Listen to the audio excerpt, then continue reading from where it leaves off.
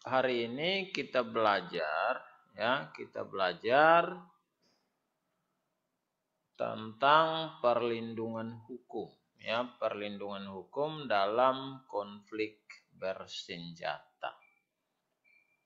Dalam video mengajar yang saya kirim, konflik bersenjata itu terdiri dari konflik bersenjata internasional, yaitu konflik bersenjata antar negara, dan konflik bersenjata non internasional, yaitu konflik bersenjata yang terjadi di dalam wilayah suatu negara, antara pemerintahan yang sah dengan sekelompok orang yang ingin memisahkan diri atau merebut kekuasaan dari pemerintahan yang sah. Nah, siapa saja yang wajib diberikan perlindungan hukum? Siapa saja yang wajib diberikan perlindungan hukum di dalam konflik bersenjata. Nah, pihak-pihak yang wajib memperoleh perlindungan hukum dalam sebuah konflik bersenjata itu yang pertama adalah kombatan. Kombatan. Nah, apa yang dimaksud dengan kombatan? Kombatan adalah penduduk yang secara aktif. Kombatan adalah penduduk yang secara aktif turut serta dalam pertempuran, sehingga dapat dijadikan sasaran penyerang.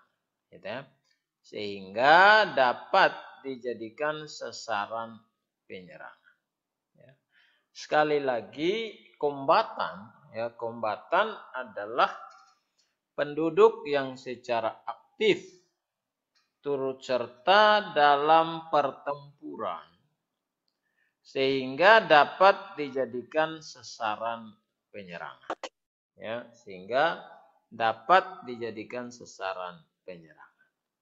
Nah, siapa yang disebut dengan kombatan? Kalau kombatan itu adalah penduduk yang secara aktif turut serta dalam pertempuran sehingga dapat dijadikan sasaran penyerangan, maka siapa itu kombatan? Nah, kombatan itu terdiri dari pertama angkatan perang dari pihak bersengketa. Angkatan perang dari pihak bersengketa. Misalnya kalau di Indonesia, Tentara Nasional Republik Indonesia. Ini pihak-pihak ini disebut dengan kombatan. Angkatan perang dari pihak bersengketa. Kemudian yang kedua adalah milisi. Milisi atau barisan sukarela sebagai bagian dari angkatan perang. Ini juga dikategorikan sebagai kombatan atau penduduk yang secara aktif turut serta di dalam pertempuran. Jadi siapa itu kombatan? Ada dua, yaitu angkatan perang dari pihak bersenjata dan milisi. Milisi atau barisan sukarela sebagai bagian dari angkatan perang. Kemudian juga gerakan perlawanan terorganisir, beligerensi. Dalam video kali lalu saya sudah menjelaskan apa yang dimaksud dengan beligerensi. Gerakan perlawanan terorganisir atau kelompok yang ingin melawan pemerintahan yang sah dengan tujuan untuk mendirikan negara sendiri atau merebut kekuasaan yang sah dari pemerintahan yang sah. Ini yang disebut dengan gerakan perlawanan terus. Ini juga bagian ketiga dari kombatan. Kemudian angkatan perang reguler, Ya, siapa kombatan? Angkatan perang reguler yang tunduk pada kekuasaan yang tidak diakui negara penahan. Ya, angkatan perang reguler yang tunduk pada kekuasaan yang tidak diakui oleh negara penahan. Ya. Jadi ada 4, ya, ada 4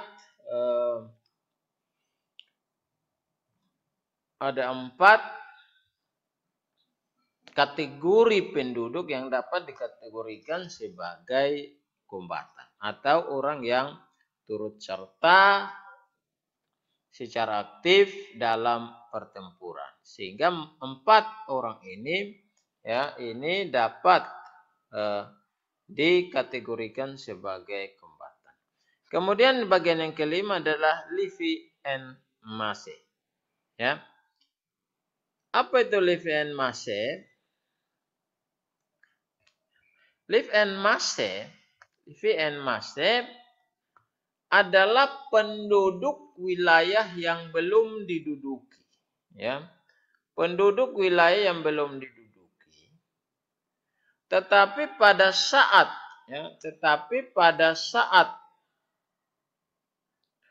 datangnya musuh, ya,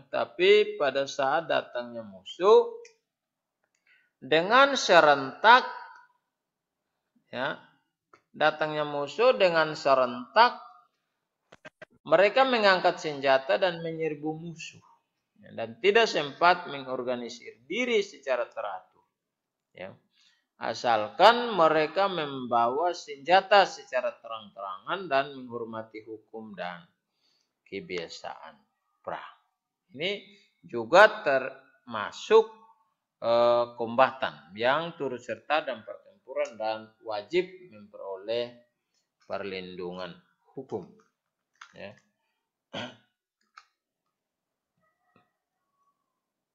Nah, bentuk perlindungan hukum kepada kombatan 4 tadi, angkatan perang dari suatu negara, ya, kemudian beligerensi,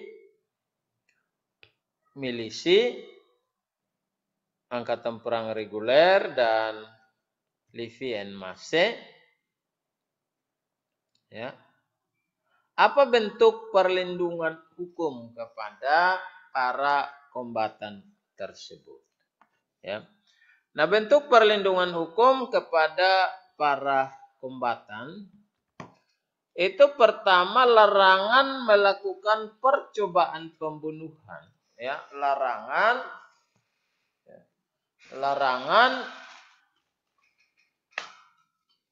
melakukan percobaan pembunuhan, ya, atau tindakan kekerasan seperti pembunuhan, ya, atau pemusnahan, penganiayaan, perkosaan, dan percabulan, ya, atau percabulan. Ini yang salah satu bentuk perlindungan hukum terhadap kombatan. Ya. Nah, kemudian kombatan yang luka dan sakit, ya, kombatan yang luka dan sakit wajib dirawat, ya, tanpa diskriminasi yang merugikan. Ya.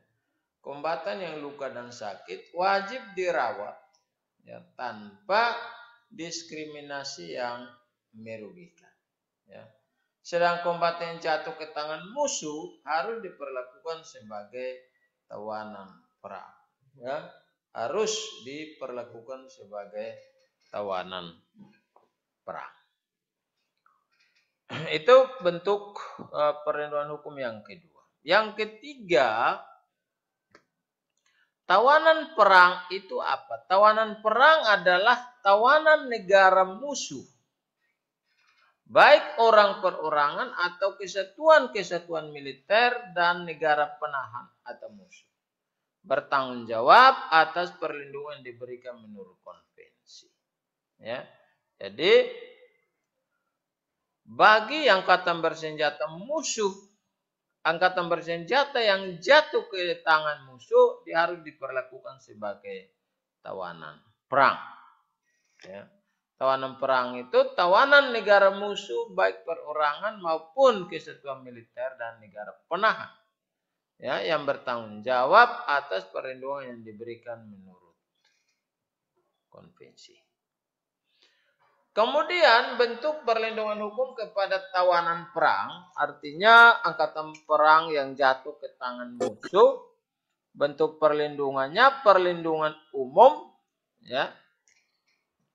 Perlindungan umum bagi tawanan perang yang pertama hanya dapat dipindahkan, ya. Hanya dapat dipindahkan oleh negara penahan kepada negara peserta konvensi. Ya. Hanya dapat dipindahkan oleh negara penahan kepada negara peserta konvensi. Kedua, diperlakukan manusiawi. Jadi tidak boleh dibunuh dan lain sebagainya. Diperlakukan manusiawi. Kemudian larangan melakukan tindakan pembalasan. Misalnya ya ketika itu mereka sudah mungkin menghabisi tentara dari negara lawan. Tetapi ketika jatuh kepada negara lawan tersebut, tidak boleh dilakukan pembalasan. Hak atas penghormatan pribadi maupun keperdataan. Jadi mereka memiliki hak yang sama, ya. Kemudian jaminan pemeliharaan dan perawatan oleh negara penahan. Ini bentuk perlindungan hukum kepada tawanan perang, ya.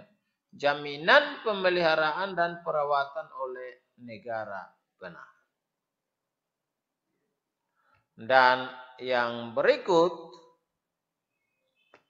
hak atas perlakuan yang sama, kecuali pangkat, jenis kelamin, dan kesehatan.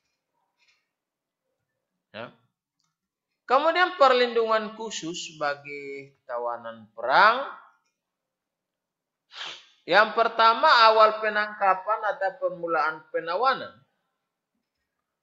harus dicatat identitasnya, ya, harus dicatat identitasnya. Dibuat kartu pengenal dan semua benda atau barang-barang untuk keperluan pribadi tetap dimiliki. Ya, di awal penangkapan atau permulaan penawanan, ya, harus dicatat identitasnya. Dibuat kartu pengenal dan semua benda atau barang-barang untuk keperluan pribadi tetap dimiliki. Kedua, pengasingan tawanan perang hanya dapat dilakukan dengan syarat boleh diasingkan, tapi ada syaratnya. Larangan penempatan di tempat tertutup kecuali alasan kesehatan. Gitu ya. Larangan penempatan di tempat tertutup kecuali alasan kesehatan. B. Pengasingan hanya dapat dilakukan dalam bangunan di daratan.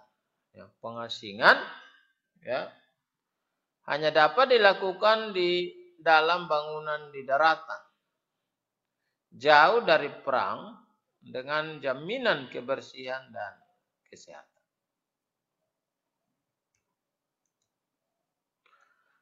Ketiga, diberikan tempat tinggal yang sama dengan tentara negara penahan. Jadi harus diperlakukan secara sama dan tidak boleh membedakan antara satu dengan yang lain. Jaminan kesehatan pribadi dan kebersihan tempat tinggal tawanan perang. Jadi boleh diasingkan, tetapi tentunya itu ada syarat. 5 syarat yang kelima adalah kebebasan penuh dalam menjalankan kewajiban keagamaan dan negara harus menyediakan tempat yang memadai untuk itu. Ya, negara harus memberikan atau menyediakan tempat ibadah bagi para tawanan perang. Ya. Harus berada di bawah kekuasaan langsung seorang perwira. Ya, harus berada di bawah kekuasaan langsung seorang perwira perwira yang bertanggung jawab dari negara penahan. Kemudian negara penahan harus mengakui kenaikan pangkat yang diberikan kepada tawanan perang, serta perwira-perwira dan tawanan yang berkedudukan sederajat harus diperlakukan dengan hormat sesuai dengan pangkat dan usia. Hak atas upah kerja dan pengiriman uang. Ya.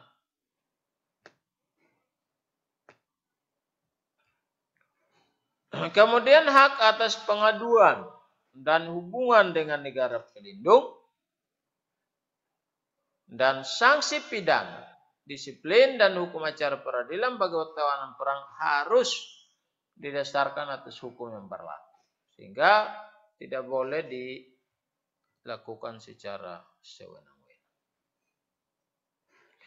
Itu syarat dari pengasingan. Boleh diasingkan tapi ada persyaratan.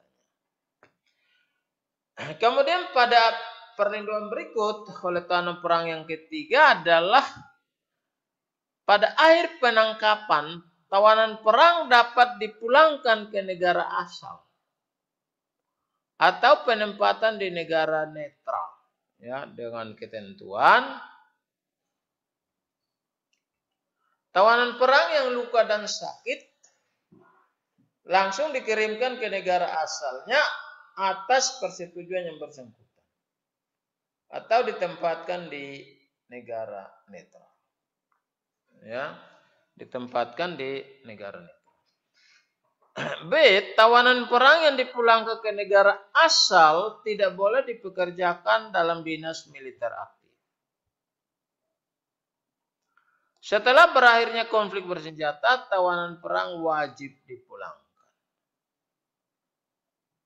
Tawanan perang yang meninggal dunia, maka surat wasiat harus dibuat menurut ketentuan hukum negara asal.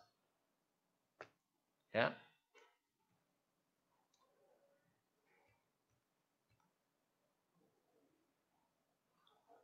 Dan diteruskan ke negara pelindung.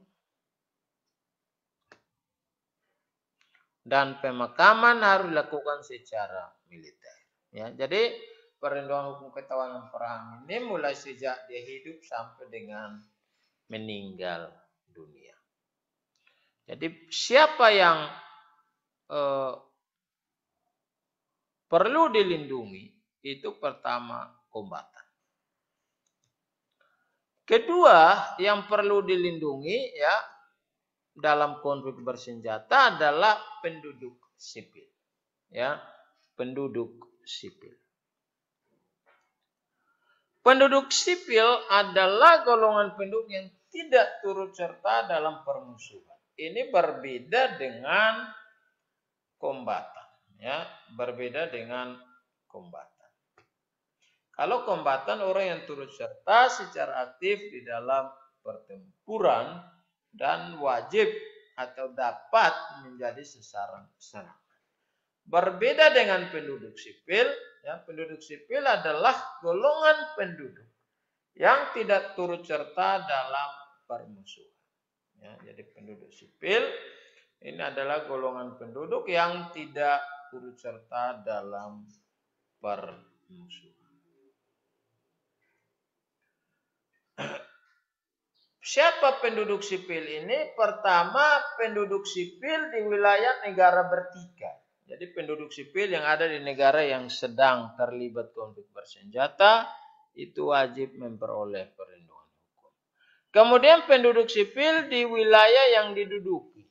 Ya, jadi kalau satu negara menduduki wilayah lain, maka penduduk di wilayah itu wajib diberikan perlindungan hukum. Orang asing di wilayah yang diduduki. Ya, yang penting dia sipil itu wajib diberikan perlindungan hukum. Nah, golongan penduduk ini dapat kehilangan hak-hak perlindungannya. Ya, dapat kehilangan hak-hak perlindungannya apabila dicurigai keras melakukan pekerjaan mata-mata atau sabotase yang merugikan keamanan negara. Nah, ini yang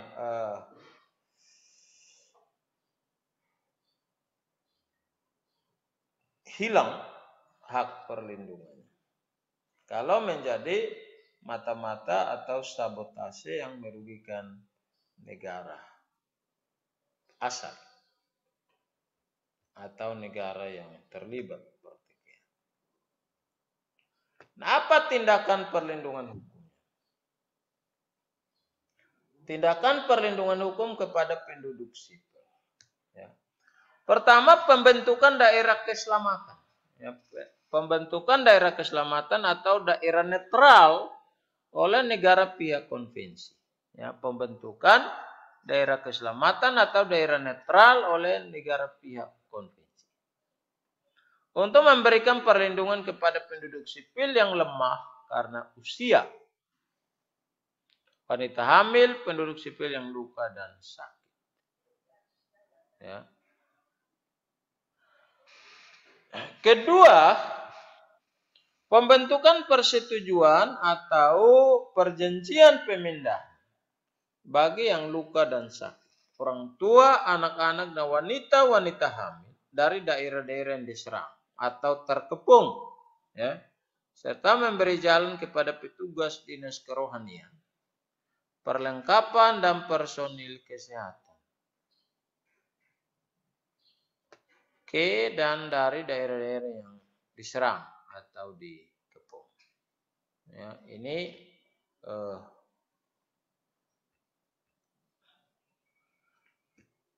kemudian tindakan perlindungan hukum kepada penduduk sipil yang ketiga adalah penghormatan dan perlindungan kepada rumah sakit sipil, personil-personil dan pasien di dalamnya.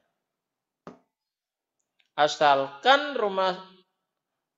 rumah sakit sipil itu memasang tanda palang merah atas izin penguasa yang bertanggung jawab.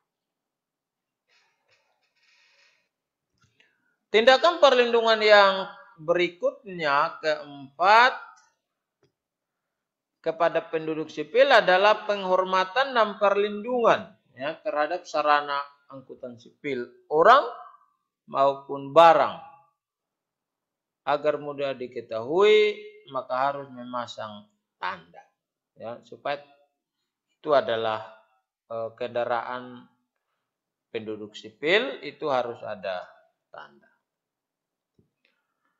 Kemudian perlindungan kepada anak-anak di bawah umur 15 tahun, ya, baik pemeliharaan jasmani, bantuan pendidikan, kerohanian yang dipercayakan kepada orang yang sekebudayaan.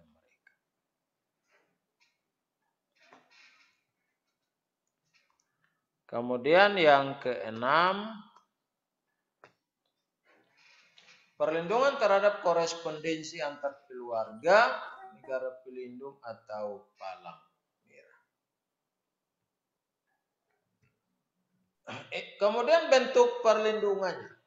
Bentuk perlindungan kepada penduduk sipil. Pertama, perlindungan kepada diri dan kehormatan pribadi.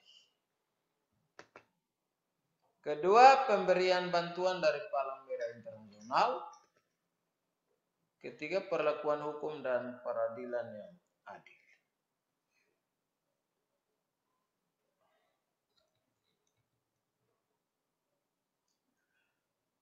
Kemudian perlindungan kepada orang dalam konflik bersenjata yang ketiga adalah penolong korban perang.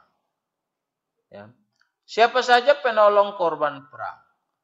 Penolong korban perang itu adalah negara pelindung, organisasi kemanusiaan, petugas kesehatan dan kerohanian, ya, masyarakat atau penduduk. Ya, masyarakat atau penduduk. Jadi penolong korban perang itu bisa negara pelindung, organisasi kemanusiaan, masyarakat atau sipil, dan petugas kesehatan dan rohaniawi. Nah, apa yang dimaksud negara pelindung itu? Ya. Negara pelindung, ya, negara pelindung yang dimaksud adalah negara netral, ya, negara netral atau negara lainnya yang bukan pihak dalam pertikaian. Jadi negara pelindung itu harus netral atau negara lain yang tidak terlibat dalam pertikaian. Yang ditunjuk oleh salah satu pihak dalam pertikaian atas persetujuan negara lawan maupun negara tersebut untuk melaksanakan fungsi-fungsi yang dibebankan kepadanya. Ya. Itu negara pelindung.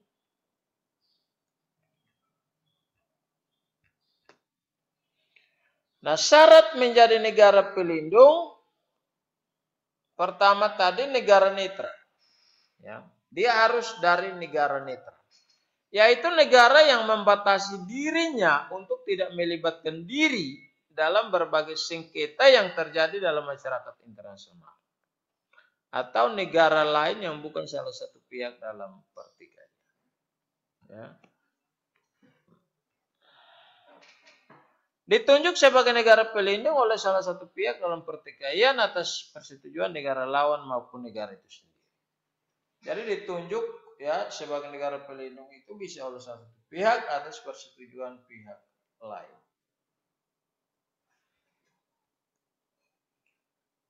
Tugasnya adalah mengawasi pelaksanaan Konvensi Jenewa 1049 beserta 2 protokol tambahan.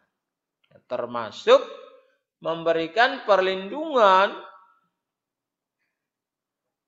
atau pertolongan kepada korban perang yang luka dan sakit di medan pertempuran, korban karam dan meninggal dunia.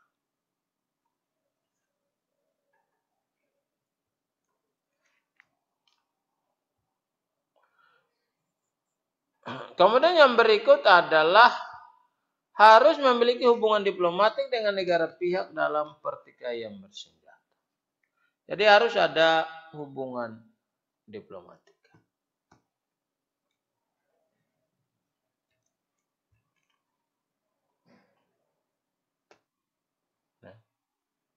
Nah, bagaimana sejarah perkembangan negara pelindung? Ya, negara pelindung ini ada berdasarkan hukum kebiasaan internasional. Hukum kebiasaan internasional ini berawal dari Perang Prancis melawan Rusia pada tahun 1870 sampai 1871. Jadi lahir dari hukum kebiasaan. Kemudian dari hukum kebiasaan internasional dikodifikasikan dalam Konvensi Jenewa 1929 tentang perlindungan tawanan perang, tapi bersifat terbatas. Nah, keterbatasan dari negara pelindung yang dimaksud, ya, lagi 10 menit ya. Keterbatasan dari negara pelindung itu pertama penunjukan negara pelindung hanya bersifat sukarela dan atau bukan keharusan. Ini keterbatasan. Tidak ada kriteria tentang siapa saja dapat ditunjuk sebagai negara pelindung. Dan tugas negara pelindung hanya mengenai perlindungan kepada tawanan perang. Lain itu tidak.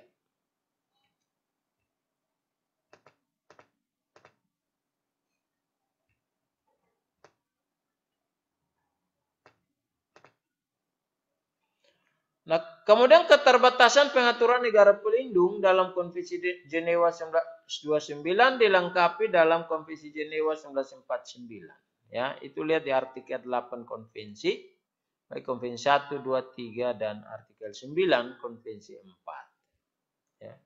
Ini menetapkan satu penunjukan negara pelindung tidak hanya bersifat sukarela, tetapi suatu kewajiban bagi negara yang terlibat pertikaian bersenjata.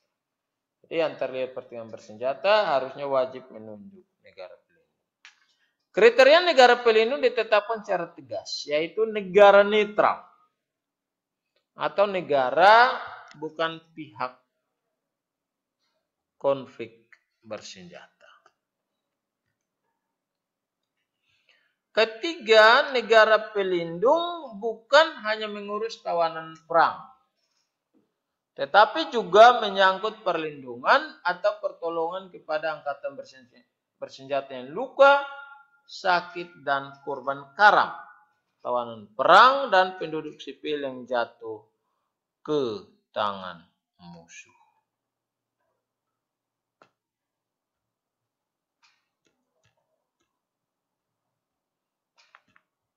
Ya. Nah, peranan negara pelindung menurut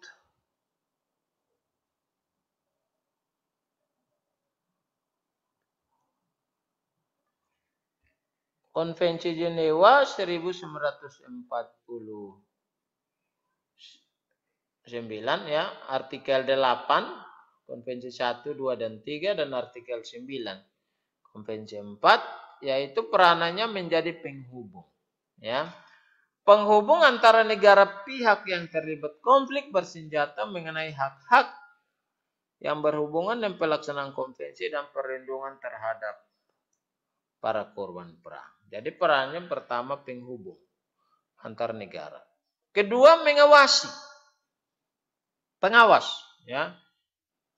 Mengawasi pelaksanaan konvensi, yaitu kontrol terhadap penghormatan dan pelaksanaan Konvensi Jenewa 1949,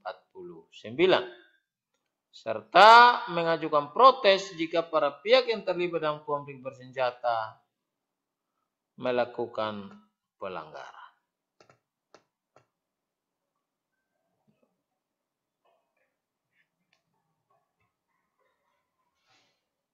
Ini peran.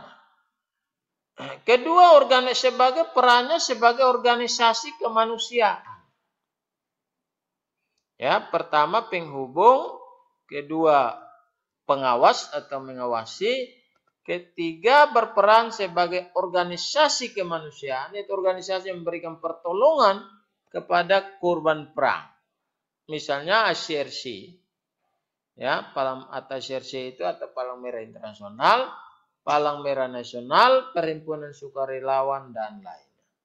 Nah, syarat organisasi kemanusiaan menurut artikel 9 Konvensi 1, 2, 3, dan pasal 10 Konvensi Jenewa 1949 adalah netral atau tidak memihak, dan dalam menjalankan tugas harus didasari persetujuan dari negara-negara yang terlibat konflik bersenjata. Peranan daripada organisasi kemanusiaan ini adalah perlindungan atau pertolongan kepada angkatan bersenjata yang luka, sakit, dan korban karam, ya, tawanan perang, dan penduduk sipil. Mengawasi pelaksanaan konvensi sama tadi dengan negara pelindung, mengunjungi tempat-tempat yang ada korban perang. Ya.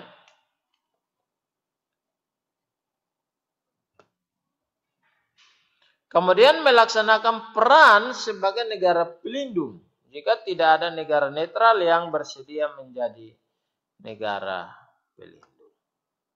Ini organisasi kemanusiaan.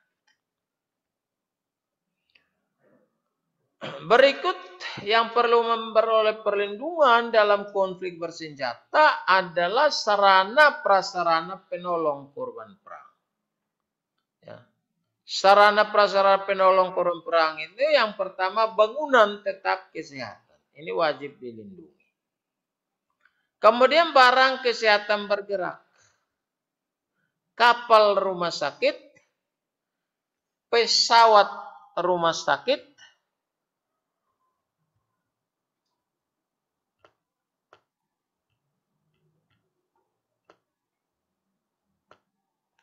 lokasi rumah sakit. Ya. Ini yang